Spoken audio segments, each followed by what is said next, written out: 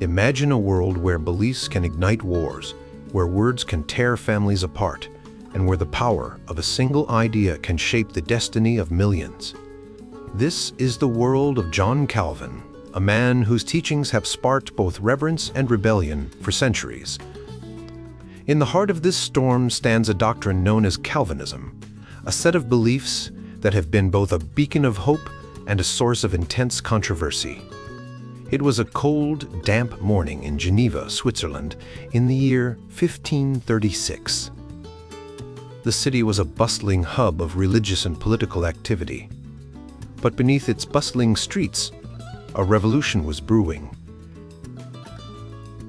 John Calvin, a young and passionate theologian, had just arrived, armed with a vision that would change the course of history. His ideas, later known as the 5 points of Calvinism, were about to set the world on fire. The first point, total depravity, suggests that every human being is born with a nature that is utterly corrupt and incapable of seeking God on their own. This idea was radical, challenging the notion that people could earn their way to heaven through good deeds. It was a stark reminder that humanity, in its natural state, is hopelessly lost. The second point, unconditional election, was even more controversial. Calvin argued that God, in his sovereign will, chose certain individuals for salvation before the foundation of the world. This meant that salvation was not a matter of human choice, but a divine decision.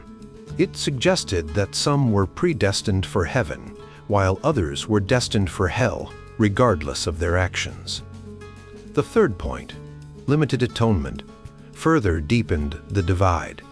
Calvin taught that Christ's death on the cross was not for the entire world, but only for the elect. This meant that the sacrifice of Jesus was specifically designed to save those whom God had chosen, not everyone who ever lived. It was a narrow path, and many found it hard to accept. The fourth point, irresistible grace, was a concept that seemed to defy human free will. Calvin believed that when God chose to save someone, he would extend his grace in such a way that the person could not resist it. This grace was irresistible, ensuring that the elect would always come to faith, no matter the obstacles.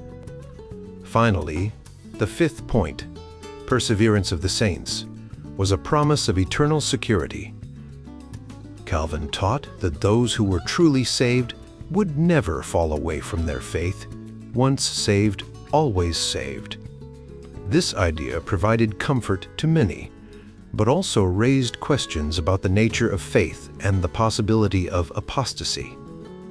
These 5 points, collectively known as TULIP, an acronym for total depravity, unconditional election, limited atonement, irresistible grace, and perseverance of the saints, became the cornerstone of Calvinism.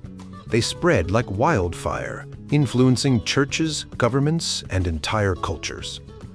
But they also sparked intense debates and divisions, pitting believers against each other and challenging the very foundations of Christian doctrine.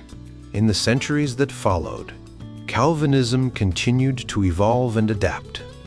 It found its way into the hearts and minds of people across the globe, from the Puritans in New England to the Reformers in Europe. It shaped the way people understood God, salvation, and their place in the world, but it also faced fierce opposition, with critics arguing that it was too rigid, too deterministic, and too exclusive. Today, the debate over Calvinism is as alive as ever. In churches, seminaries, and online forums, people are still grappling with the implications of these ancient teachings. Some see Calvinism as a profound and beautiful expression of God's sovereignty, while others view it as a dangerous and misguided doctrine that undermines the love and grace of God. As you delve into the world of Calvinism, you will encounter stories of faith, doubt, and transformation. You will meet people who have found hope and purpose in these teachings, and others who have struggled with their implications. You will explore the historical context in which Calvinism emerged and the ways it has shaped the modern world. But most importantly, you will be invited to think deeply about the nature of God, the human condition, and the meaning of salvation.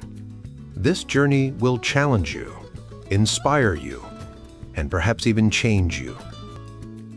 The firestorm of Calvinism is still burning, and it is up to you to decide where you stand. As we wrap up this book, we've taken a deep dive into the world of Calvinism, exploring its teachings, its impact, and the questions it raises. We've looked at the history of John Calvin, the man behind the movement, and how his ideas have shaped the way many people understand God and salvation today. We've also examined the TULIP, the 5 points that summarize the core of Calvinist thought, and questioned whether these ideas truly reflect the Bible's message. Throughout the book, we've seen how Calvinism can sometimes create divisions within the Christian community, leading to misunderstandings and even conflicts. We've talked about how some aspects of Calvinism, like its strict views on predestination and the sovereignty of God, can make it hard for people to see God as loving and merciful.